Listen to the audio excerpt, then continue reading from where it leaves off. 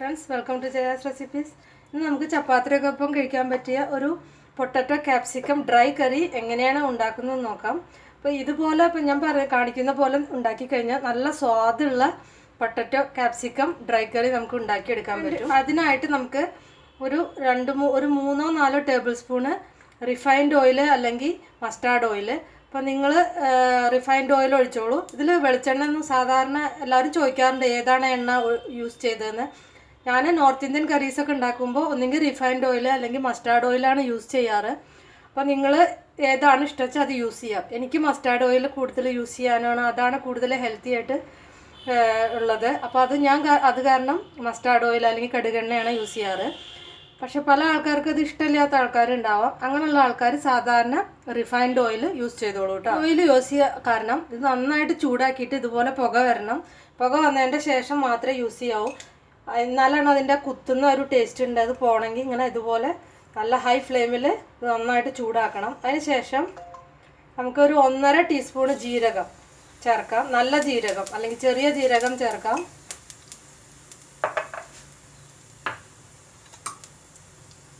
ജീരകം പൊട്ടി വന്ന് തുടങ്ങി. അപ്പോൾ ഞാൻ കുറച്ച് അധികം ക്വാണ്ടിറ്റിയാണ് ഇവിടെ ഉണ്ടാക്കി കാണിക്കുക. നിങ്ങൾക്ക് വേണമെങ്കിൽ ഇതിൻ്റെ പകുതി ക്വാണ്ടിറ്റി ആദ്യം ഉണ്ടാക്കിയിട്ട് ട്രൈ ചെയ്ത് നോക്കാവുന്നതാണ്. ഇതിലേക്ക് ഞാനൊരു 3 ഉരുളക്കിഴങ്ങ് ക്യൂബാക്കി മുറിച്ചത് ചേർക്കുന്നുണ്ട്. ഇപ്പോൾ തീ ഫുൾ ഫ്ലെയിമിലിട്ടിട്ട് നമുക്ക് ഈ ഉരുളക്കിഴങ്ങ് നന്നായിട്ടൊന്ന് വറുത്തെടുക്കണം.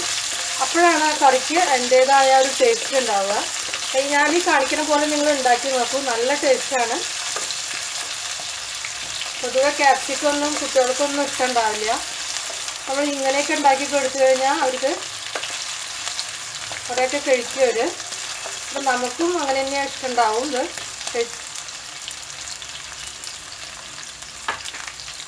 ഇത് ഞാൻ ഇതിൻ്റെ കൂടെ തന്നെ ഒരു വലിയ സവാള, മീഡിയം സവാള വെച്ചാൽ 2 എണ്ണം എടുക്കാം, ചെറുതായി അരിഞ്ഞ് ചേർക്കാം. സവാള നമ്മൾ ആദ്യം ഇട്ടിട്ട് വഴറ്റേണ്ട കാര്യമില്ല. ഈ ഉരുളക്കിഴങ്ങ് വഴറ്റിനോട് കൂടി തന്നെ ഈ സവാള തന്നെ ബ്രൗൺ കളർ ആയിക്കോളും. പിന്നെ അതിന് നമ്മൾ വേറൊരു സമയം വേസ്റ്റ് ചെയ്യേണ്ട കാര്യമില്ല.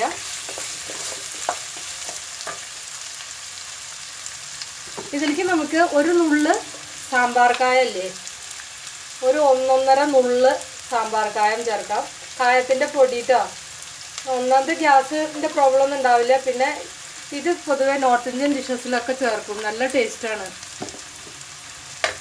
നമുക്ക് ആ കായത്തിൻ്റെ ആ ടേസ്റ്റ് ഇങ്ങനെ മീതെ നമുക്ക് അറിയാൻ പാടില്ല. ഇതായിട്ട് നന്നായിട്ട് കറിയായിട്ട് നന്നായിട്ട് ബ്ലെൻഡായിട്ടിരിക്കണം. ആ ഒരു ഇതായിരിക്കണം, ചേർന്ന് പോകണം. അപ്പോൾ കൂടി പോകരുത് കേട്ടോ. കായപ്പൊടി ചേർക്കുമ്പോൾ ശ്രദ്ധിക്കണം. ഒരു നുള്ളായാലും മതി.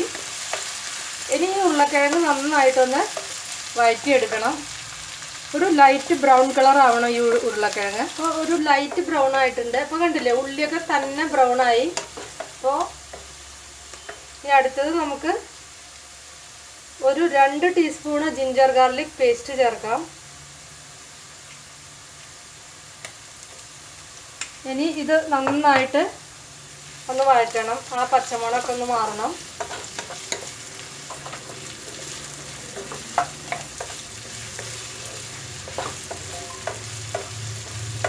ഇതിലേക്ക് 2 ടീസ്പൂണ് മല്ലിപ്പൊടി, എരിവിനാവശ്യമായ മുളക് പൊടി. അത് ഞാൻ കണക്ക് പറയുന്നില്ല, നിങ്ങളുടെ കയ്യിലെ മുളക് പൊടിയുടെ ഇതനുസരിച്ച് ചേർക്കാം.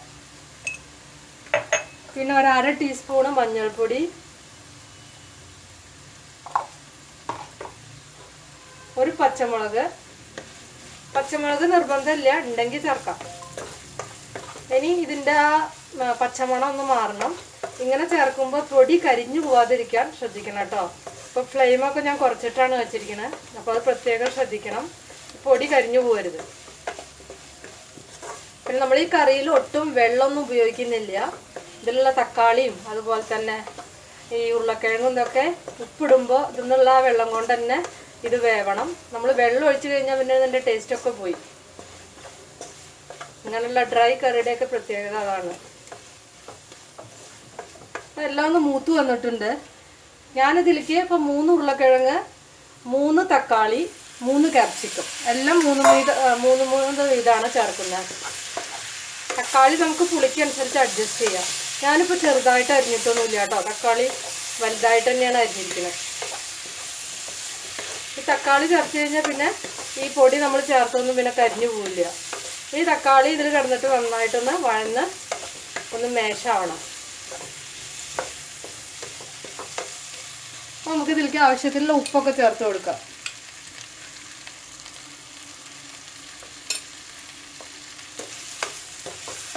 പെട്ടെന്ന് ഉണ്ടാക്കിയെടുക്കാൻ പറ്റും, ഇത് താമസമില്ല. ഇപ്പോൾ ഉരുളക്കിഴങ്ങൊക്കെ ഏതാണ്ടൊക്കെ കുക്കായി. ഇത് ഇനി കാര്യമായിട്ട് കുക്കാവാനൊന്നുമില്ല. അപ്പം ഇങ്ങനെ നമ്മൾ വറക്കുമ്പോൾ ടേസ്റ്റ് പോവും, പെട്ടെന്ന് കുക്കാവുകയും ചെയ്യും. അടച്ചു വയ്ക്കാം. തക്കാളി ഒന്ന് കുക്കാവണം. ഉരുളക്കിഴങ്ങും അതിനോട് കൂടി ബാക്കി കുക്കാവേണ്ടതൊക്കെ ഇതോടുകൂടി കുക്കായിക്കോളും. നമുക്ക് തുറന്ന് നോക്കാം.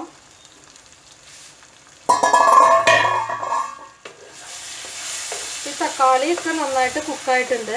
ഇനി നമുക്ക് ഈ ഇടയിലുള്ള തക്കാളി പൊട്ടറ്റോ മാഷാവാതെ ശ്രദ്ധിക്കണം. ഒന്ന് ഈ ഇതുകൊണ്ട് ഇങ്ങനെ ഒന്ന് മാഷ് ചെയ്ത് കൊടുക്കാം.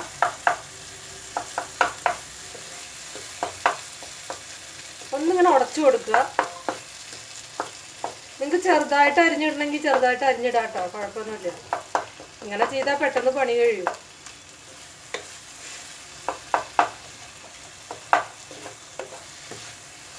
ഇത് എണ്ണയ്ക്കൊന്ന് തെളിയും.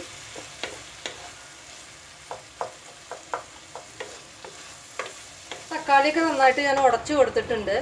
ഇപ്പോൾ കണ്ടില്ലേ, ഈ ഉരുളക്കിഴങ്ങിൻ്റെ മീതെ ഇതുപോലെ ഇങ്ങനെ കോട്ട് ചെയ്ത പോലെ ഇരിക്കണം ആ മസാല. അപ്പോഴാണ് അതിൻ്റെ ആ ഒരു ടേസ്റ്റ്. ഇതൊന്ന് എണ്ണ തെളിഞ്ഞോട്ടെ. ഉപ്പൊക്കെ പാകമാണ്. അപ്പോൾ ഇതാ എണ്ണയൊക്കെ തെളിഞ്ഞിട്ടുണ്ട്. ഇതുപോലെ എണ്ണ തെളിയണം കേട്ടോ.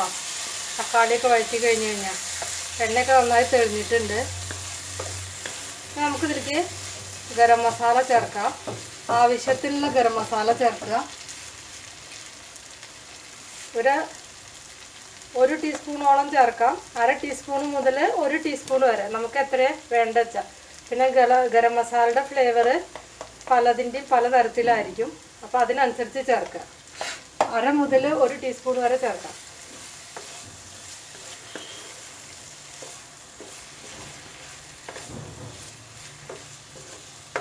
ഗരം മസാല ഇട്ട് കഴിഞ്ഞാൽ കുറേ നേരം ഇട്ട് കുക്ക് ചെയ്യരുത്, അതിൻ്റെ ഫ്ലേവറൊക്കെ നഷ്ടപ്പെടും. അതുകൊണ്ടാണ് ഞാൻ കണ്ടില്ല ഗരം മസാല എപ്പോഴും അവസാനം ചേർക്കാവൂ. ഇനി ഇതിലേക്ക് 3 ക്യാപ്സിക്കാണ് ഞാൻ അരിഞ്ഞത് ചേർക്കുന്നത്. നിങ്ങൾക്ക് വേണമെങ്കിൽ കുറയ്ക്കാം കേട്ടോ അളവ്. ഇതിൻ്റെ ഉരുളക്കിഴങ്ങിൻ്റെയും ക്യാപ്സിക്കത്തിൻ്റെയൊക്കെ അളവ് നിങ്ങൾക്ക് വ്യത്യാസപ്പെടുത്താം. അതൊക്കെ നമ്മുടെ ചോയ്സാണ്. ഇനി നന്നായിട്ടത് മിക്സ് ചെയ്യുക. അറിയാലോ, ക്യാപ്സിക്കത്തിന് അധികം കുക്കിംഗ് ടൈം അധികം എടുക്കില്ല. പിന്നെ അധികം നേരം ഇത് കുക്ക് ചെയ്യില്ല. ക്യാപ്സിക്കം ഒരു 3 മിനിറ്റൊക്കെ കുക്ക് ചെയ്യണ്ടു. ക്യാപ്സിക്കം എപ്പോഴും ഒരു ക്രഞ്ചി ഒരു ടേസ്റ്റാണ് എപ്പോഴും നല്ലത്. കുറച്ചൊരു ക്രഞ്ചി ആയിട്ട് ഇരിക്കണം.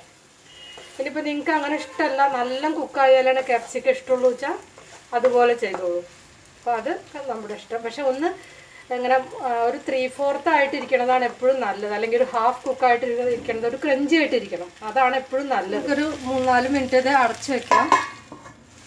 തുറന്ന് നോക്കാം. അത് പാകമായിട്ടുണ്ട്.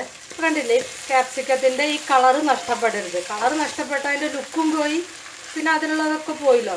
അപ്പോൾ ഈ ഒരു ഇതാണ് എനിക്ക് പാകം. നിങ്ങൾക്ക് വേണമെങ്കിൽ കൂടുതൽ കുക്ക് ചെയ്യണമെങ്കിൽ ഒരു 2-3 മിനിറ്റ് കൂടി വെച്ചോളൂ കേട്ടോ. ഈ അവസാനം ഇതിലേക്ക് കുറച്ച് മല്ലിയില വിതറാം.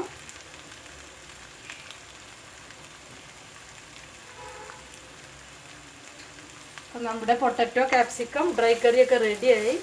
നിങ്ങളെല്ലാവരും ഉണ്ടാക്കി നോക്കി നിങ്ങളുടെ ഫീഡ്ബാക്ക് അറിയിക്കുക. നല്ല ടേസ്റ്റ് ഉണ്ട്. കേട്ടില്ലേ, നല്ലൊരു മണമൊക്കെ വരുന്നുണ്ട്. ഇത് രണ്ടും കൂടി കുക്കായതിൻ്റെ ആ ഗരം മസാലയും ക്യാപ്സിക്കും അതിൻ്റെ എല്ലാം കൂടിയിട്ടുള്ള നല്ലൊരു മണം, നല്ല ഫ്ലേവറാണ്. നിങ്ങൾക്ക് ഇഷ്ടപ്പെട്ടാൽ സബ്സ്ക്രൈബ് ചെയ്യാനും അതുപോലെ ലൈക്ക് ചെയ്യാനും ഷെയർ ചെയ്യാനും ഒന്നും മറക്കണ്ട കേട്ടോ. നമുക്ക് വേറെ റെസിപ്പിയോ വീണ്ടും കാണാം. Thank you.